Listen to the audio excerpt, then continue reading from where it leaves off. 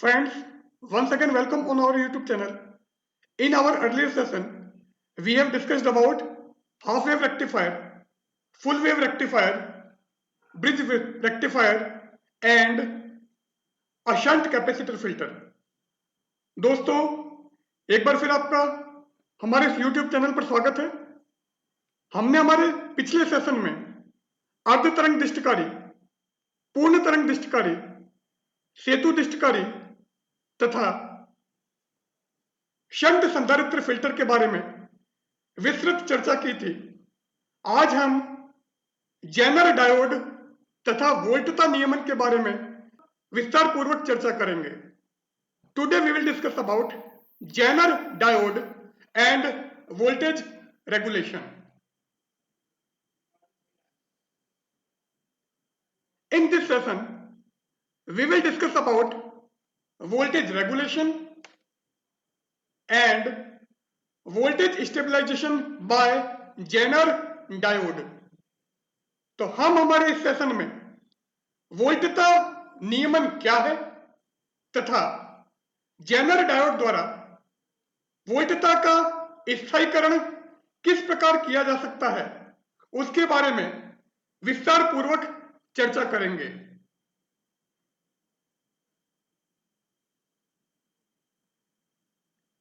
So first of all, voltage regulation. तो सबसे पहले वोल्टता नियमन। जैसा कि हम जानते हैं कि रेक्टिफायर से जो आउटपुट मिलता है उस आउटपुट के अंदर पल्स की फॉर्म में हमको सिग्नल मिलते हैं। अगर फुल वेव रेक्टिफायर की बात करें तो सिग्नल हमको कुछ इस टाइप से मिलते हैं। तो जो आउटपुट है वो हमारा कांस्टेंट नहीं है। रेक्टिफायर या दिष्टकारी उसकी डायरेक्शन तो फिक्स कर देता है कि नेगेटिव साइड जो आपकी थी वो भी आपको पॉजिटिव साइड में मिल रहा है, पर उसका जो आउटपुट है वो कांस्टेंट नहीं होता है, उसमें टाइम के साथ में वेरिएशन होता है। तो सिग्नल जो आपको मिल रहे हैं कभी मिनिमम कभी मैक्सिमम और फिर वापस मिनिमम हो जाते हैं। मतलब इस टाइप से आपको सिग्नल मिल रहा था। तो इसके लिए हमने फिल्टर यूज किया था। तो फिल्टर क्या कर रहा था, सिग्नल में जो फ्लक्चुएशन थे, जो फ्लक्चुएशंस सिग्नल में थे उन फ्लक्चुएशंस को वो कुछ कम कर देता है, पर आउटपुट फिर भी कांस्टेंट नहीं रहता है। मतलब अगर आपका इनपुट वेरी करेगा तो आउटपुट वेरी करेगा, और अगर आपने लोड रेजिस्टेंस वेरी किया है, ये लोड रेजिस्टेंस चेंज किया है, तो उस केस में भी आउटपुट हमारा वेरी करेगा।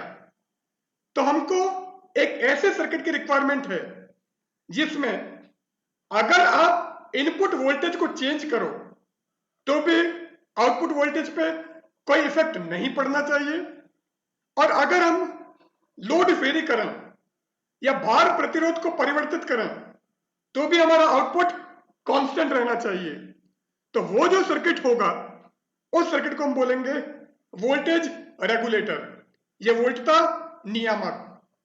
तो इनपुट में वेरिएशन के साथ में आउटपुट का वोल्टेज चेंज नहीं होना चाहिए, और अगर आपने लोड रेजिस्टेंस वेरी किया है तो भी हमारा आउटपुट कांस्टेंट रहना चाहिए। तो जो प्रोसेस इसमें यूज कर रहे हैं उसको हम बोल रहे हैं वोल्टेज रेगुलेशन या वोल्टता नियमन, क्योंकि वोल्टेज हमारा स्टेबलाइज हो गया है या रेगुलेट हो गया है। और जो सर्किट इसमें यूज होगा उसको हम कहेंगे voltage regulator. So first of all voltage regulation, वोल्टता नियमन। The voltage obtained from a rectifier depends on the input AC voltage। किसी दिष्टकारी द्वारा प्राप्त निर्गत वोल्टता संकेत निवेशी प्रत्यावर्ती वोल्टता संकेत पर निर्भर करते हैं। The voltage obtained from a rectifier depends on the input AC voltage। तो मतलब अगर इनपुट वोल्टेज आप वेरी करोगे तो साथ में हमारा आउटपुट भी वेरी करेगा। It means with the variation in the input AC voltage, the output of a rectifier also varies। कहने का तात्पर्य यह है कि निवेशी प्रत्यावर्ती वोल्टता के साथ दिष्टकारी का निर्गत वोल्टता संकेत भी परिवर्तित होता है।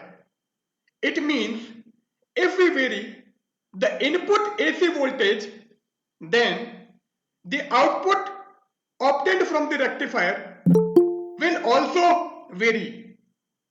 तो अगर इनपुट वोल्टेज हमारा चेंज हो रहा है तो आउटपुट वोल्टेज भी हमारा चेंज होगा।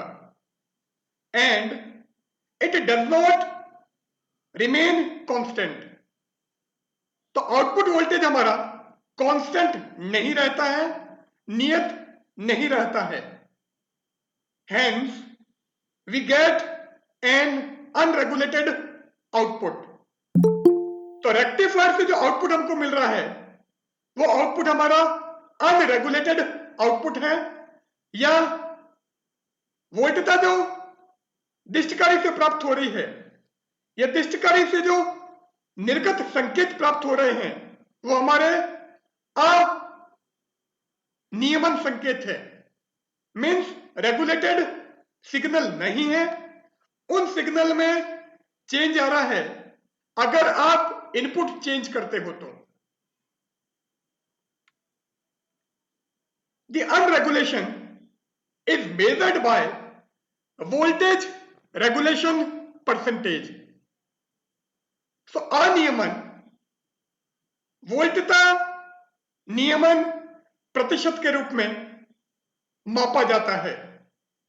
The unregulation is measured by voltage regulation percentage।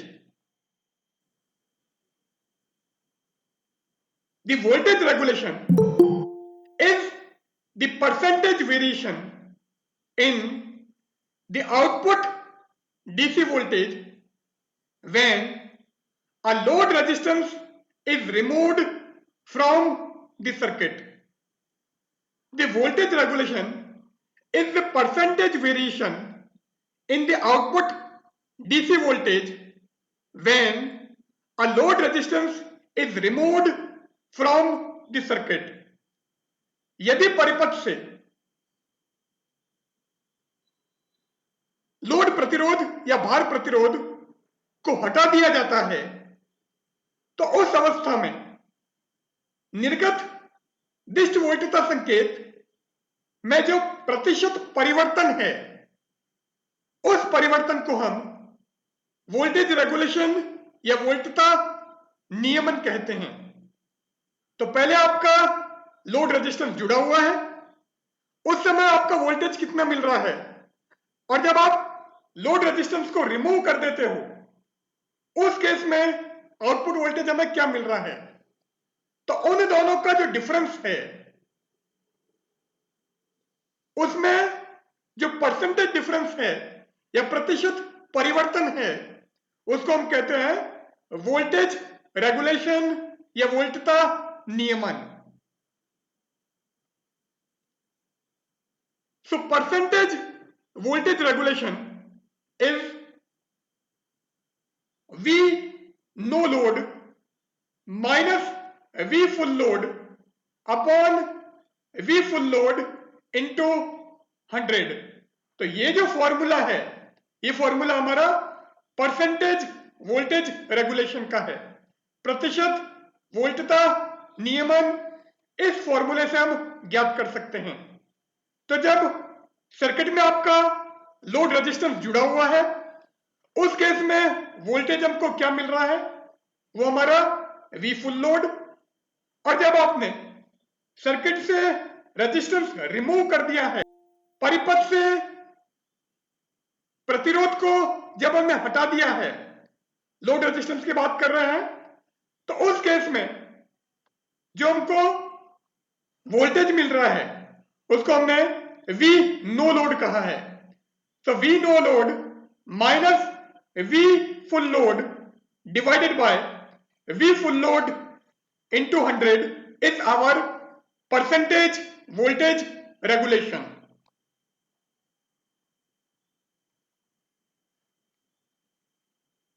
The method used to make the output DC voltage constant or stable is voltage stabilization और वोल्टेज रेगुलेशन। तो वह विधि जिसके द्वारा निर्गत दिष्ट वोल्टता को स्थायी या नियत किया जाता है, वोल्टता स्थायीकरण या वोल्टता नियमन कहलाती है। तो वो मेथड जिसके थ्रू हम आउटपुट डीसी वोल्टेज को कांस्टेंट कर रहे हैं या स्टेबल कर रहे हैं, मींस आउटपुट आपका एक्स एक्सिस के साथ में कांस्टेंट रहना चाहिए। तो टाइम अगर आपका वेरी करे तो भी उसका एम्पलीट्यूड चेंज नहीं होना चाहिए या उसका आयाम नियत रहना चाहिए। इसका मतलब एक्स एक्सिस के पैरेलल हमको एक लाइन मिलेगी या एक्स एक्सिस के हॉरिजॉन्टल हमको एक लाइन मिलेगी। तो इस टाइप का आउटपुट वोल्टेज हमको प्राप्त करना है। तो जो मेथड हम इसमें यूज कर रहे हैं उस मेथड को हमने कहा है वोल्टेज स्टेबलाइजेशन और voltage regulation. The method used to make the output DC voltage constant और स्टेबल इज वोल्टेज स्टेबलाइजेशन और वोल्टता रेगुलेशन। तो वह विधि जो निर्गत दिष्ट वोल्टता संकेत को नियत या स्थायी करने में प्रयुक्त होती है, वोल्टता स्थायीकरण या वोल्टता नियमन कहलाती है। The device which is used to make the output DC voltage constant is voltage stabilizer और वोल्टेज रेगुलेटर। तो जो मेथड था उस मेथड को हमने कहा था वोल्टेज स्टेबलाइजेशन, वोल्टता स्थायीकरण और वोल्टेज रेगुलेशन या वोल्टता नियमन। तो मेथड तो हमारा वोल्टेज स्टेबलाइजेशन है और जो डिवाइस हम इसमें यूज कर रहे हैं, इसमें जो हम युक्ति प्रयोग में ला रहे हैं उस डिवाइस या युक्ति को हम कहते हैं वोल्टता स्थायीकरण या वोल्टता नियामक। वह युक्ति जो कि निर्गत दिष्ट वोल्टता संकेत को नियत करने में प्रयुक्त होती है, वोल्टता नियामक या वोल्टता स्थायी कारक कहलाती है।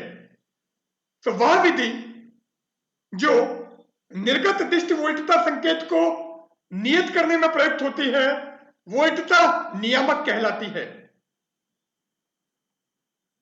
नाउ लोड रेगुलेशन, भार नियमन।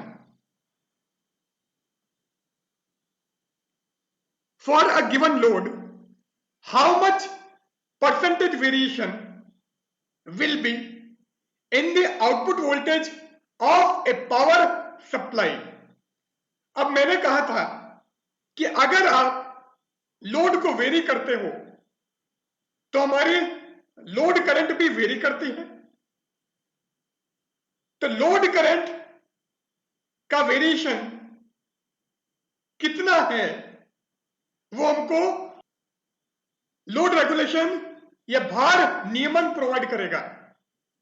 So for a given load current, एक दी गई भार धारा के लिए how much percentage variation will be in the output voltage of A power supply. शक्ति प्रदाय के निर्गत वोल्टता संकेत में कितना प्रतिशत परिवर्तन हो रहा है, this percentage variation is load regulation. यह प्रतिशत परिवर्तन लोड रेगुलेशन या भार नियमन कहलाता है। So for a given load current, how much percentage variation will be in the output voltage of a power supply? This percentage variation is load regulation. एक दी गई भार धारा के लिए किसी शक्ति प्रदाय की निर्गत वोल्टता में कितने प्रतिशत परिवर्तन होता है, वह भार नियमन प्रतिशत में कहलाता है। This percentage variation is load regulation. यह प्रतिशत परिवर्तन भार नियमन कहलाता है। अब लोड रेगुलेशन का अगर फॉर्मूला लें in terms of percentage, so percentage load regulation, ये प्रतिशत भार नियमन is equal to VO minimum, O means output, VO minimum minus VO maximum divided by VO minimum into 100। VO minimum का मतलब है output voltage for minimum load current, न्यूनतम भार धारा के लिए निर्गत वोल्टता। और इसी टाइप से VO मैक्सिमम भी आप ले सकते हो। VO मैक्सिमम क्या आ जाएगा, output voltage for maximum load current, अधिकतम भार धारा के लिए निर्गत वोल्टता। तो लोड रेगुलेशन का फॉर्मूला हमारे पास में है VO minimum minus VO maximum divided by VO minimum into 100। तो यहां पर ये सारी वैल्यूज अगर आप रख देते हो तो लोड रेगुलेशन की वैल्यू परसेंटेज में हमको मिल जाती है।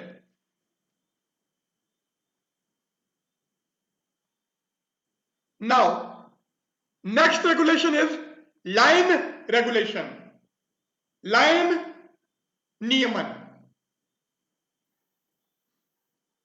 So how much is the percentage variation in regulated output voltage on a given variation in input voltage is known as line regulation।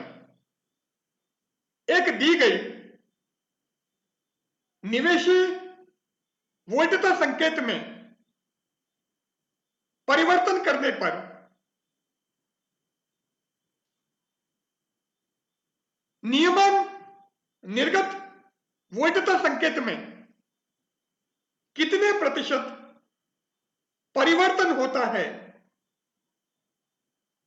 वह प्रतिशत परिवर्तन लाइन रेगुलेशन या लाइन नियमन कहलाता है।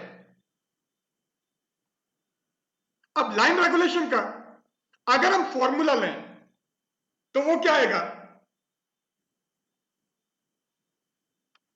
Delta VO, O means output, so change in output voltage divided by delta VI, change in input voltage into 1 upon VO into 100। तो ये जो फॉर्मूला है, ये फॉर्मूला लाइन रेगुलेशन को परसेंटेज में डिफाइन कर रहा है। So line regulation in percentage is defined as delta VO upon delta VI into 1 upon VO into 100।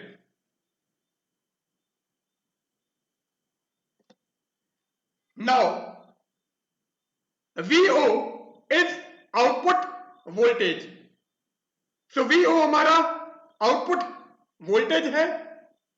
इसका मतलब डेल्टा वीओ जो है वो हमारा चेंज इन आउटपुट वोल्टेज बता रहा है।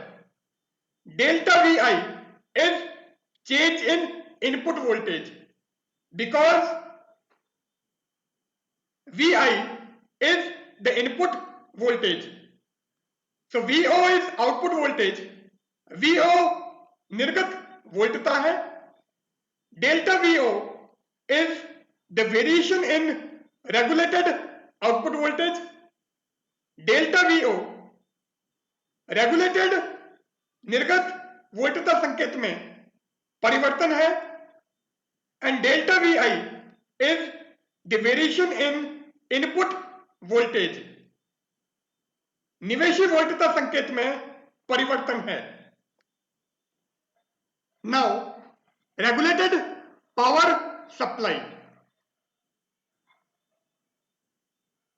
नियमित शक्ति प्रदाय मीन्स ऐसी पावर सप्लाई जिसमें सिग्नल हमारे कांस्टेंट रहते हैं। तो अगर आप इनपुट वोल्टेज में वेरिएशन करते हो तो भी हमारा आउटपुट वोल्टेज कांस्टेंट रहता है, और अगर आप लोड रेजिस्टेंस में वेरिएशन करते हो, भार प्रतिरोध में परिवर्तन करते हैं, तो भी हमारा आउटपुट वोल्टेज कांस्टेंट रहता है। तो ऐसे जो पावर सप्लाई है जिसका ना तो इनपुट वोल्टेज में वेरिएशन करने पर आउटपुट वोल्टेज चेंज होता है और न ही लोड रेजिस्टेंस चेंज करने पर आउटपुट वोल्टेज चेंज होता है, उसे हम रेगुलेटेड पावर सप्लाई कहते हैं। So in many applications we require the power supplies whose output voltage remain constant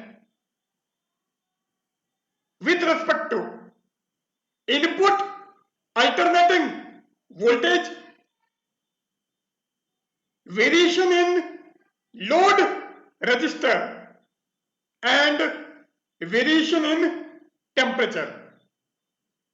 तो काफी ऐसे ऑपरेटर्स हमारे पास में हैं जिसमें निर्गत वोल्टता संकेत निवेशी प्रत्यावर्ती वोल्टता संकेत के सापेक्ष अपरिवर्तित रहे,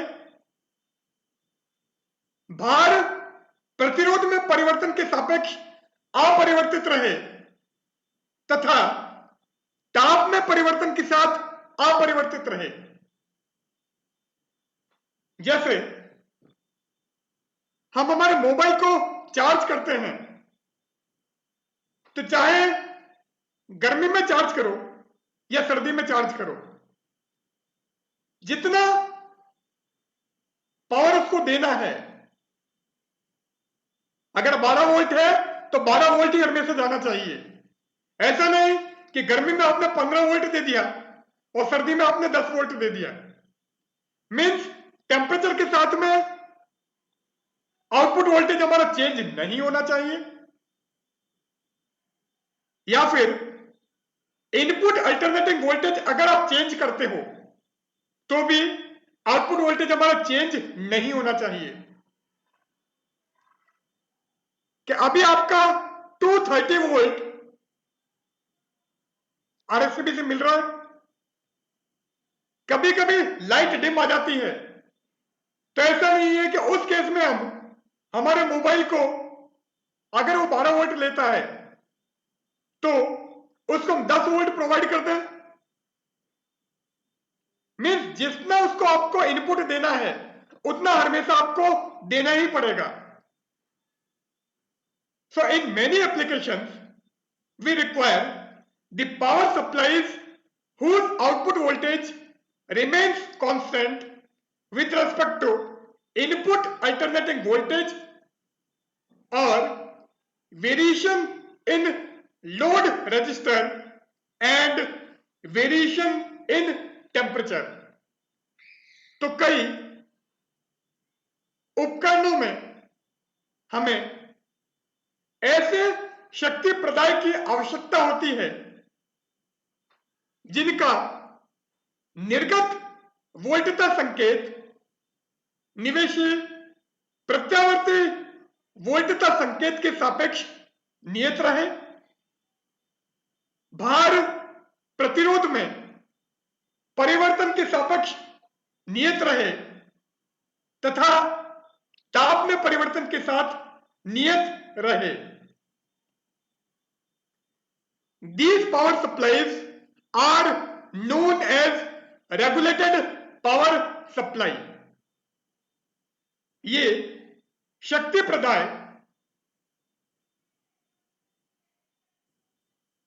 नियत शक्ति प्रदाय कहलाते हैं, रेगुलेटेड पावर सप्लाई कहलाती है। जैसे स्टेबलाइजर हमको जरूरत पड़ती है, आजकल टीवी के अंदर और फ्रिज के अंदर already regulated power supply include है। पहले हम अलग से वोल्टेज स्टेबलाइजर लगाते थे। सो अगर वोल्टेज कम है तो उसको स्विच से हमको एडजस्ट करके बढ़ाना पड़ता था, और अगर वोल्टेज ज्यादा हो गया है तो उसको हमको कम करना पड़ता था। इसके बाद में कुछ स्टेबलाइजर ऐसे आ गए थे जो अगर वोल्टेज ज्यादा है तो ऑटो कट करके उसको कम कर देता है, और अगर कम है तो वहीं पर सिग्नल को रोक देता है और आउटपुट में कुछ भी नहीं मिलता है। क्योंकि अगर इनपुट वोल्टेज जो हम अप्लायंस में दे रहे हैं वो अगर कम है तो अप्लायंस के खराब होने के चांसेस ज्यादा हैं। एसी के साथ में अभी भी हम स्टेबलाइजर लगाते हैं। सो अप्लायंस के अंदर हमारा कांस्टेंट इनपुट जाना चाहिए। तो ऐसी पावर सप्लाई जो कि कांस्टेंट आउटपुट वोल्टेज प्रोवाइड कर रही है उसको हमने कहा है regulated power supply. In regulated power supplies either we use series regulator circuit और shunt regulator circuit.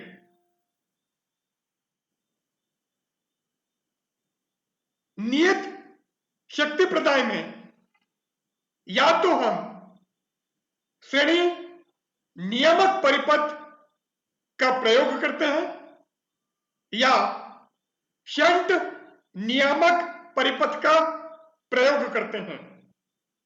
In regulated power supplies either we use series regulator circuit और शंट रेगुलेटर सर्किट। अभी हमने एक डिवाइस दिखाई है, this is our series regulator circuit, क्योंकि यहां पर रेगुलेटर हमारा सीरीज में लगा है या श्रेणी क्रम में रखा है। तो यहां पर सीरीज रेगुलेटर हमने लगाया है, यहां पर अनरेगुलेटेड डीसी वोल्टेज हम प्रोवाइड कर रहे हैं। ये जो डीसी वोल्टेज है ये हमको फिल्टर से मिलती है, और अगर आपने फिल्टर नहीं लगाया है तो ब्रिज रेक्टिफायर से हमको मिलती है।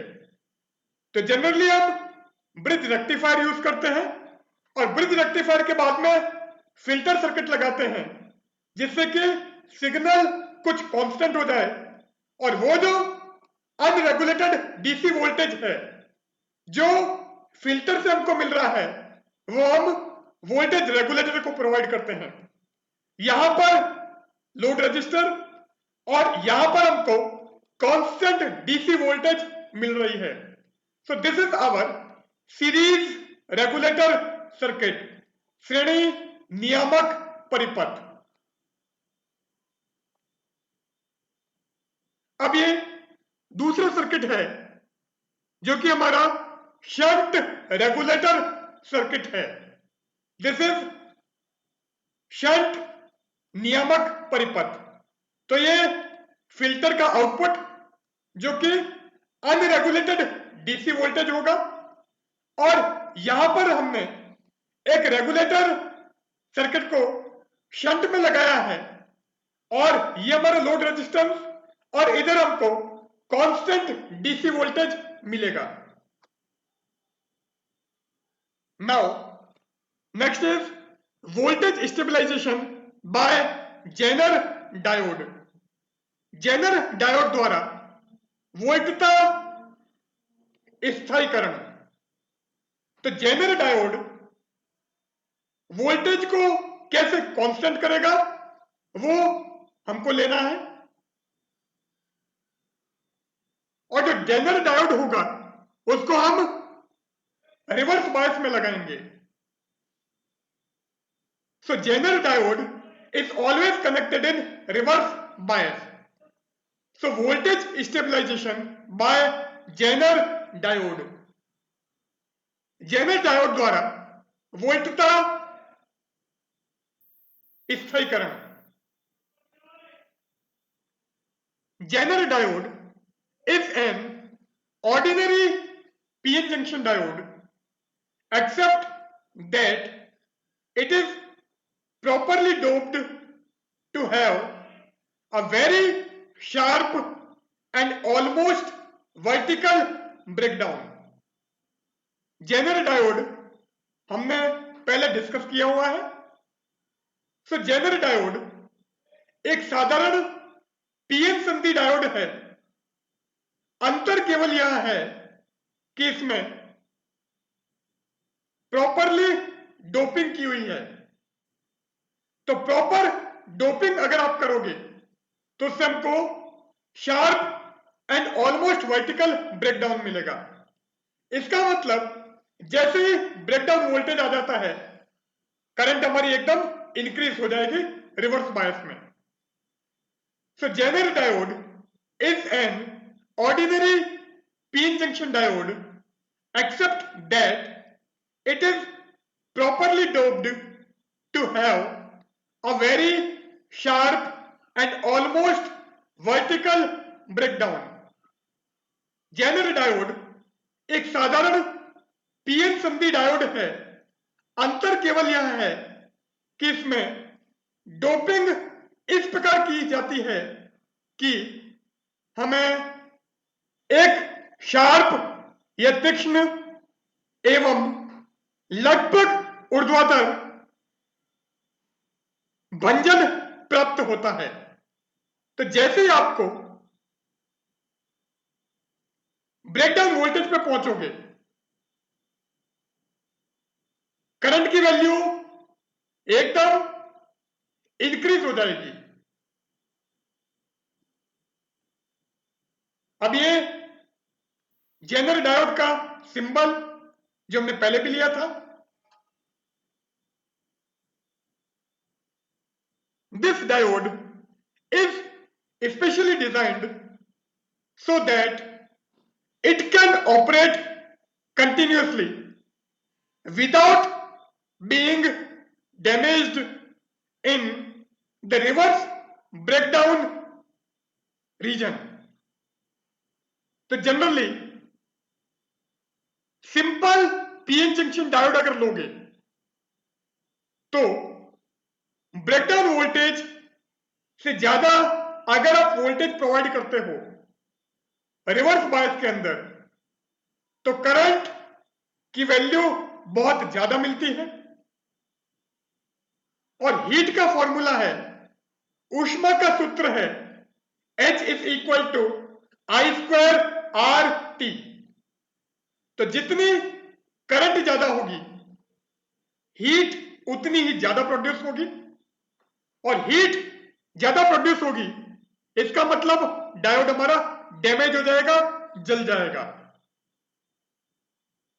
अब यहां पर जो हम डायोड यूज कर रहे हैं जिसको हमने जेनर डायोड कहा है, ये डायोड स्पेशली रिवर्स बायस के अंदर काम करने के लिए बनाया जाता है। So this diode is specially designed so that it can operate continuously without being damaged in the reverse breakdown region। यह डायोड विशेष रूप से उत्क्रम भंजन क्षेत्र में सतत रूप से बिना खराब हुए कार्य करने के लिए बनाया जाता है। तो रिवर्स ब्रेकडाउन रीजन के अंदर अगर आप इसको कंटिन्यूस ऑपरेट करोगे, सतत रूप से प्रयोग में लाओगे, तो भी ये खराब नहीं होगा। The main application of zener diode is that it provide a constant DC output, so it is used in voltage regulator circuit। अब जेनर डायोड जो हमारा है उसका मेन एप्लीकेशन क्या है या मुख्य अनुप्रयोग क्या है? ये जो डायोड है ये कांस्टेंट डीसी आउटपुट प्रोवाइड करता है, नियत निर्गत दिष्ट वोल्टता प्रदान करता है। So it is used in voltage regulator circuit. इसलिए जेनर डायोड को हम वोल्टता नियामक परिपथ में प्रयोग में लाते हैं। The main application of zener diode is that it provide a constant DC output, so it is used in voltage regulator circuit। Zener diode का मुख्य अनुप्रयोग यह है कि यह नियत निर्गत दिष्ट वोल्टता प्रदान करता है, इसलिए इसे वोल्टता नियामक परिपथ में प्रयोग में लाते हैं।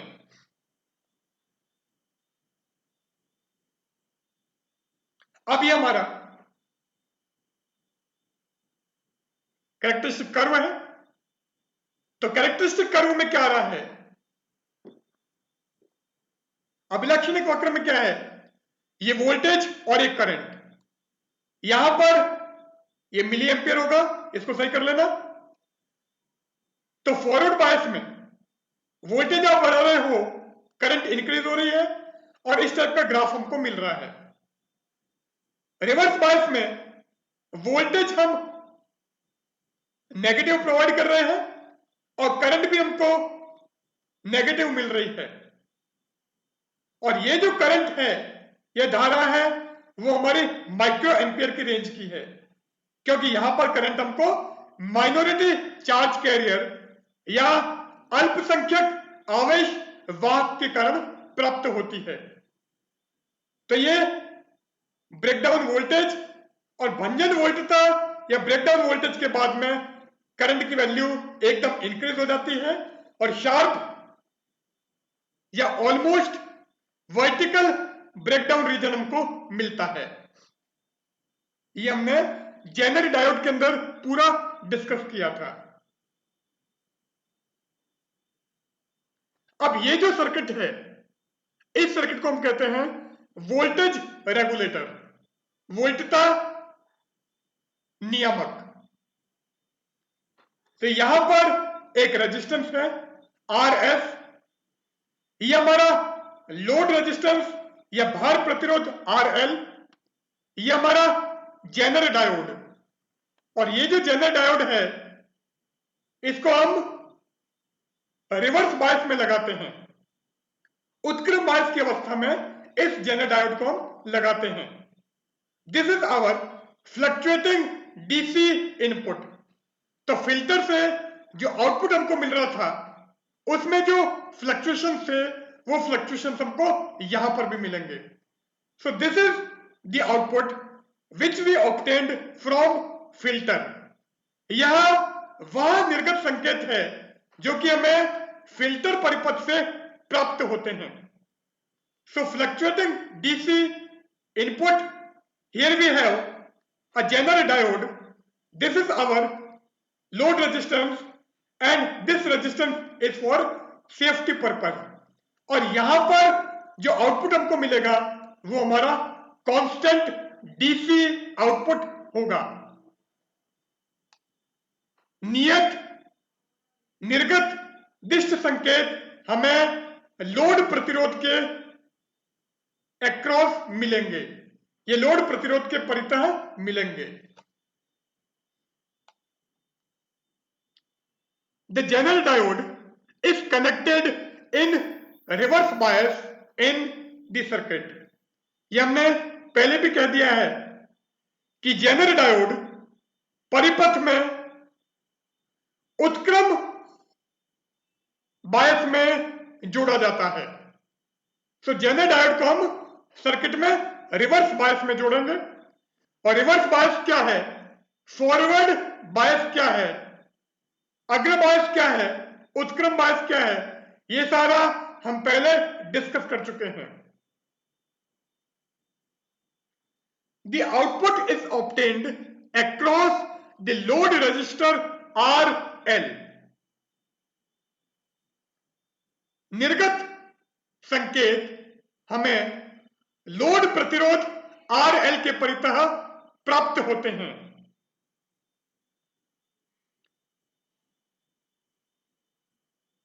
तो लोड रेजिस्टेंस हमने यहां पर सर्किट में जोड़ रखा है, इस लोड रेजिस्टेंस के अक्रॉस हमको आउटपुट मिलता है।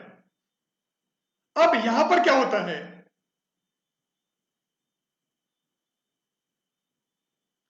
इधर आप फ्लक्चुएटिंग डीसी इनपुट प्रोवाइड कर रहे हो, यहां पर हम आउटपुट प्राप्त कर रहे हैं। अब ये जो आउटपुट है हो सकता है इसमें चेंज करने पर वेरी करे या इसमें चेंज करने पर वेरी करे। तो वो जो सर्किट होगा उसको हम अनरेगुलेटेड सर्किट कहेंगे, और यहां पर हमको रेगुलेटर सर्किट की बात करनी है। इसका मतलब चाहे ये चेंज हो या ये चेंज हो, ये सिग्नल हमारा कांस्टेंट रहना चाहिए।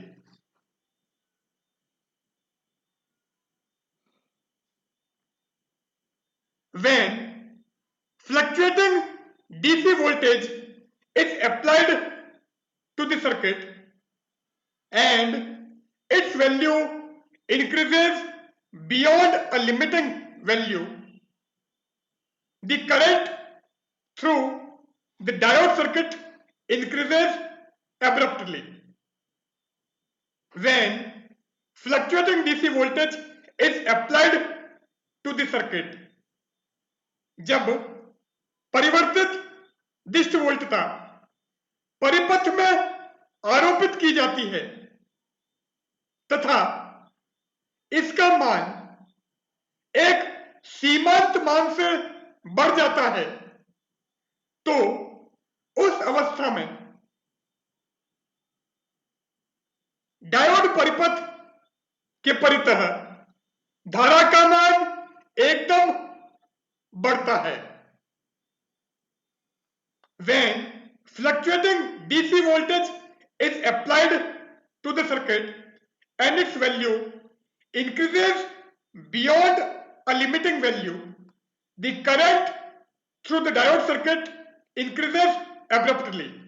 जब परिवर्तित दिष्ट वोल्टता परिपथ में आरोपित की जाती है तथा इसका मान एक सीमांत मान से बढ़ जाता है, तो उस अवस्था में डायोड के परितः धारा का मान एकदम बढ़ जाता है। So the voltage drop across RS also increases, क्योंकि करंट की वैल्यू बहुत ज्यादा बढ़ गई है और V equal to I R होता है, तो जैसे ही करंट की वैल्यू इंक्रीज होगी, ये जो रेजिस्टेंस है, ये जो प्रतिरोध है, इसके अक्रॉस वोल्टेज ड्रॉप की वैल्यू भी इंक्रीज होगी। सो the voltage drop across RS also increases. इस अवस्था में प्रतिरोध RS के सिरों पर विभव पाथ भी बढ़ जाता है and hence the voltage across the general diode and the load resistance falls to its normal value. अब क्योंकि ये V की वैल्यू लिमिटिंग वैल्यू से बढ़ गई थी, तो करंट की वैल्यू भी इसके अक्रॉस बढ़ जाती है, इसलिए इसके अक्रॉस वोल्टेज ड्रॉप की वैल्यू इंक्रीज हो जाती है। क्योंकि यहां पर वोल्टेज ड्रॉप हो गया है, विभव का पाथ हो गया है या पतन हो गया है, इसका मतलब इतना वोल्टेज यहां से कम हो जाएगा। तो ये जो लोड रेजिस्टेंस है, इसके अक्रॉस हमको कांस्टेंट आउटपुट अभी भी मिलेगा, क्योंकि यहां पर वोल्टेज कम हो गया है and the output DC voltage is stabilized. So जब परिपथ में निवेशी परिवर्तित दिष्ट वोल्टता का मान एक सीमांत मान से अधिक हो जाता है, तो उस अवस्था में डायोड परिपथ के अनुदिश धारा का मान भी एकदम बढ़ जाता है, जिसके कारण प्रतिरोध RS के सिरों पर विभव पाथ का मान भी बढ़ जाता है। फलस्वरूप भार प्रतिरोध RL के अनुदिश निर्गत वोल्टता का मान नियत रहता है, क्योंकि यहां पर वोल्टेज ड्रॉप हो गया है, इसलिए इस जनरल डायोड के अक्रॉस भी वोल्टेज ड्रॉप हो जाएगा और इस RL के अक्रॉस भी वोल्टेज ड्रॉप हो जाएगा। तो वोल्टेज की वैल्यू यहां पर हमको कांस्टेंट मिलेगी या स्टेबलाइज मिलेगी, स्थायी मिलेगी, नियत मिलेगी। नाउ ऑपरेशन, ये कैसे काम करेगा उसकी क्रियाविधि या ऑपरेशन यहां पर लेंगे हम। तो ये हमारे पास में सर्किट था, हमने कहा था इसको चेंज करने पर भी ये चेंज नहीं होना चाहिए, और अगर इसको चेंज करते हो तो भी हमारा ये चेंज नहीं होना चाहिए। Let I be the current drawn from the supply। माना शक्ति प्रदाय से धारा I प्राप्त की जाती है, तो यहां पर करंट I हम ले रहे हैं। Now from Kirchhoff current law, Kirchhoff के धारा नियम से। अब किरचॉफ लॉ हमने पहले पढ़ा हुआ है, तो यहां पर करंट I आ रही है, जबकि यहां से IZ और IL आगे जा रही है। इसका मतलब I की वैल्यू IZ एंड IL के सम के इक्वल होनी चाहिए। So from Kirchhoff current law, Kirchhoff के धारा नियम से I equal to IZ plus IL।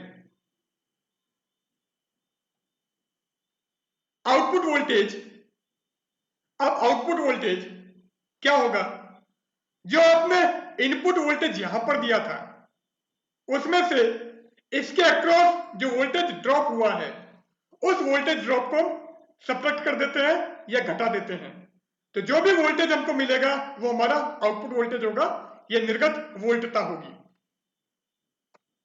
So VO is equal to V minus IRS। IRS का मतलब इसके अक्रॉस वोल्टेज ड्रॉप या विभव पाथ। सो RS के सिरों पर विभव पाथ IRS है, voltage drop across RS is our IRS and V is the input voltage। निवेशी वोल्टता V है, सो आउटपुट वोल्टेज आ जाएगा VO is equal to V minus IRS। V is input voltage, V निवेशी वोल्टता है। ऑल्सो साथ ही आउटपुट वोल्टेज हम इसके अक्रॉस ले रहे हैं, इसमें से करंट IL पास हो रही है, इसका मतलब आउटपुट वोल्टेज क्या आ जाएगा IL into RL। So VO is equal to IL RL।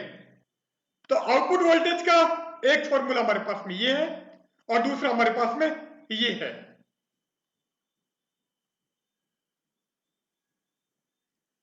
Now first case हम लेते हैं, when supply voltage V remains constant and RL varies।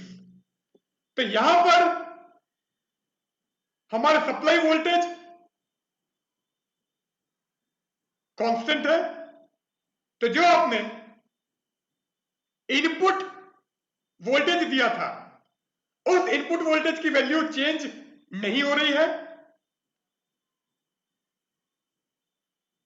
और लोड रेजिस्टेंस हमारा वेरी कर रहा है। तो उस कंडीशन में क्या होगा वो हम यहां पर डिस्कस कर रहे हैं। So when supply voltage V remains constant, जब सप्लाई वोल्टता V नियत रहती है एंड RL वेरीज, तथा लोड प्रतिरोध RL परिवर्तित होता है। अब हमने कहा था कि अगर RL हमारा वेरी करे तो भी आउटपुट वोल्टेज हमारी कांस्टेंट रहनी चाहिए। मतलब जो आप स्टेबलाइजर लेके आए हो, चाहे उसमें आप सिंपल बल्ब लगा दो या फ्रिज लगाओ या टीवी लगाओ, आपका आउटपुट वोल्टेज कांस्टेंट रहना चाहिए। अब हमने कहा है V remains constant, so V equal to constant, और हम कह रहे हैं आउटपुट वोल्टेज हमारा कांस्टेंट होना चाहिए। So V constant and VO tends to remain constant. V नियत है तथा VO नियत रहना चाहिए। अब फॉर्मूला हमारे पास में था VO is equal to V minus IRS। तो ये जो इक्वेशन है, इस इक्वेशन का हम डिफरेंशियल कर देते हैं, इस समीकरण का हम अवकलन कर देते हैं। So DVO is equal to DV minus RS into DI, क्योंकि RS सेफ्टी रेजिस्टेंस था और उसकी वैल्यू फिक्स है, इसलिए RS का हमने डिफरेंशियल नहीं किया है।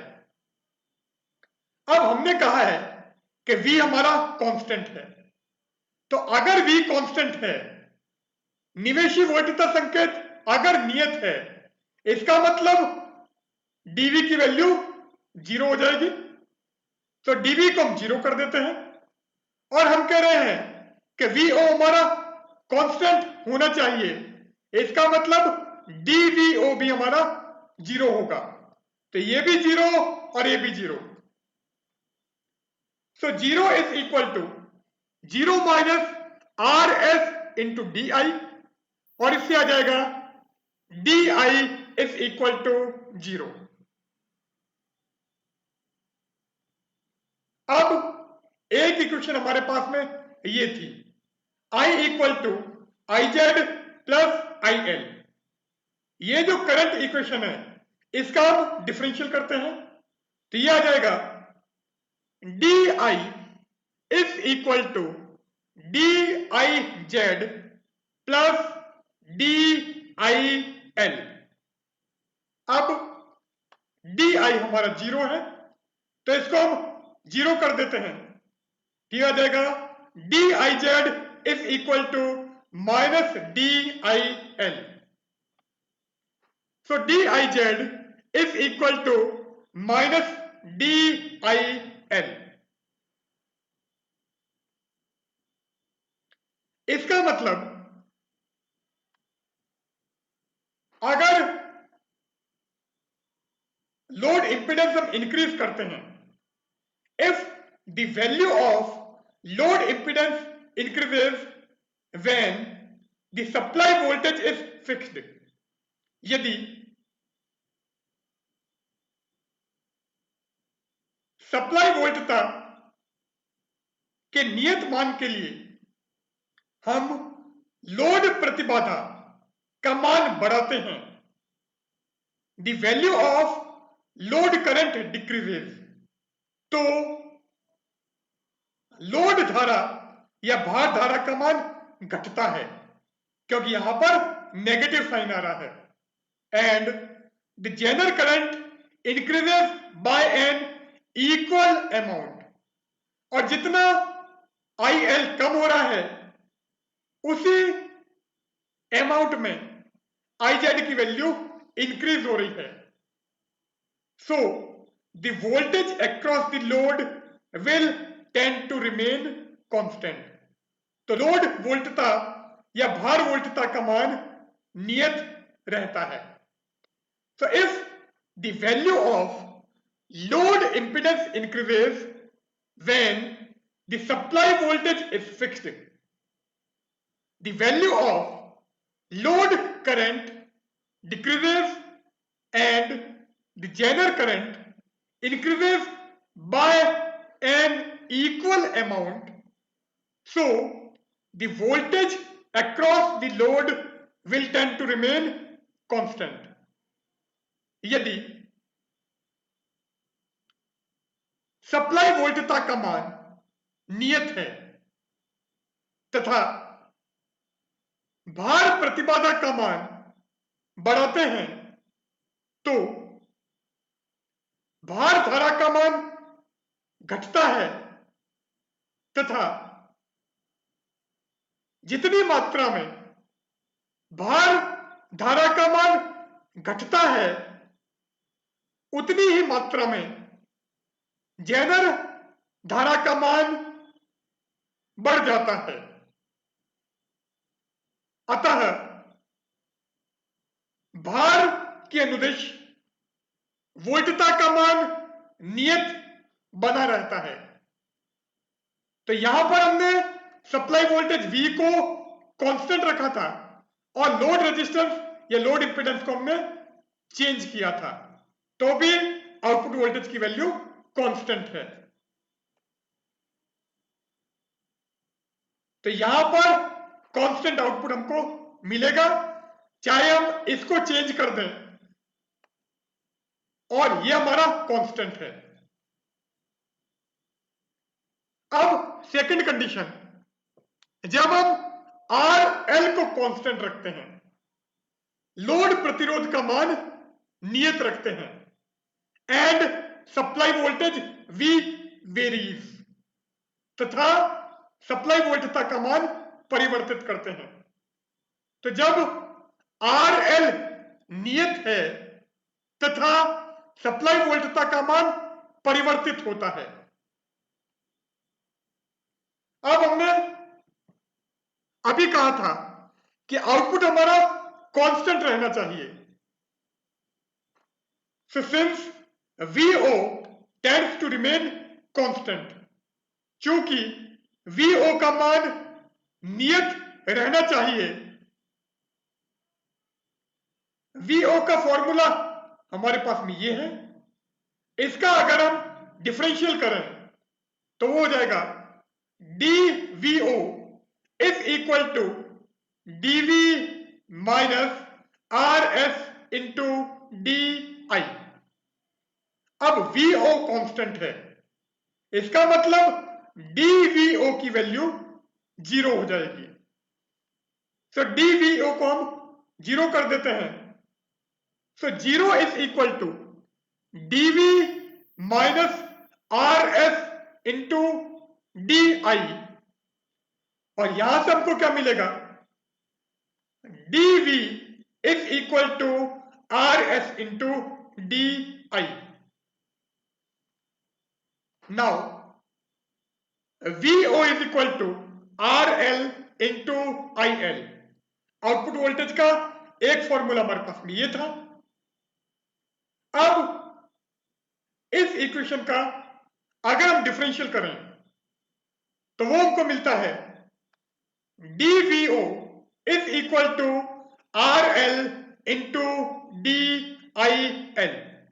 तो dVO का फॉर्मूला ये है, और हमने कहा है कि VO कांस्टेंट है, इसका मतलब dVO हमारा 0 है, और अगर dVO 0 है तो DIL आ जाएगा 0। It means change in load current will be 0। Load धारा में परिवर्तन 0 होगा।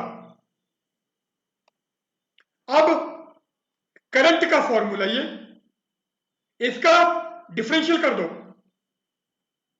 सो DI is equal to DIZ plus DIL, और DIL हम भी आया है 0। सो क्योंकि DIL अभी हमको 0 मिला है तो इसको 0 रख दो। So it will be DI is equal to DIZ।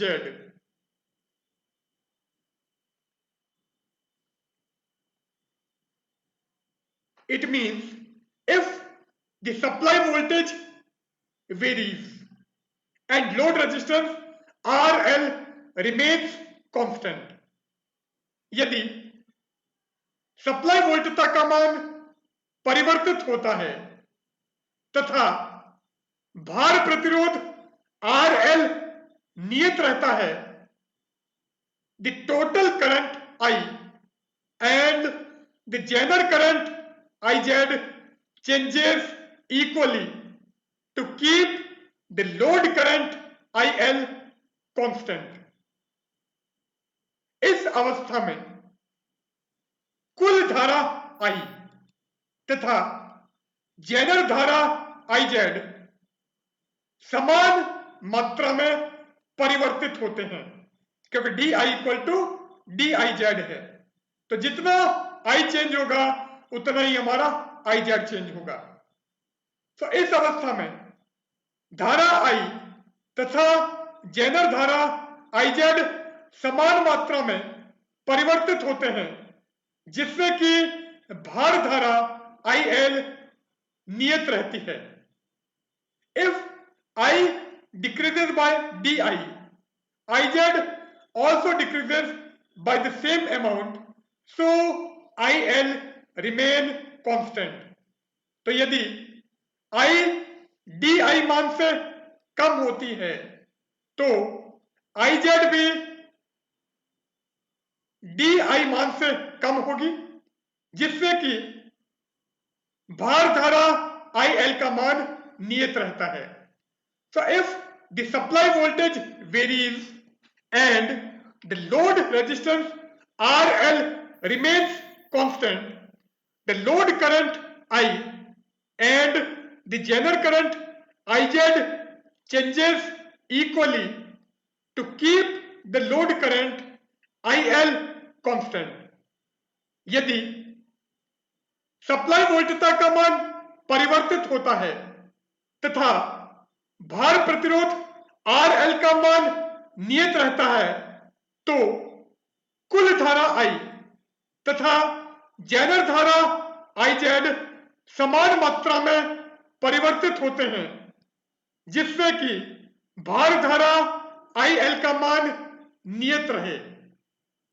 यदि I का मान DI से घटता है तो IZ का मान भी समान मात्रा में घटेगा, जिससे कि IL का मान नियत बना रहे। अभी हमारा सर्किट था, तो अगर ये चेंज हो रहा है और ये कांस्टेंट है तो भी करंट स्टेप से एडजस्ट होगी I एंड IZ, जिससे कि ये IL की वैल्यू कांस्टेंट रहे। तो यहां पर हम हमारा सेशन एंड करते हैं। यहां पर हमने वोल्टेज रेगुलेशन क्या है और किसी जनरल डायोड को वोल्टेज रेगुलेटर सर्किट में क्यों काम में लेते हैं, जनरल डायोड वोल्टेज को कैसे स्टेबलाइज करता है, वो सारा हमने यहां पर लिया है। So good bye.